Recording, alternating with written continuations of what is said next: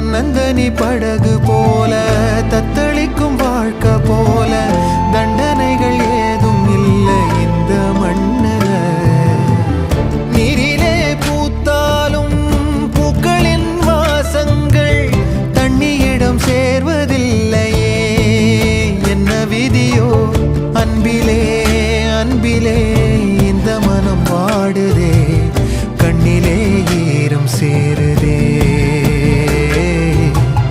கல்லிலே பூவும் பூக்குதே.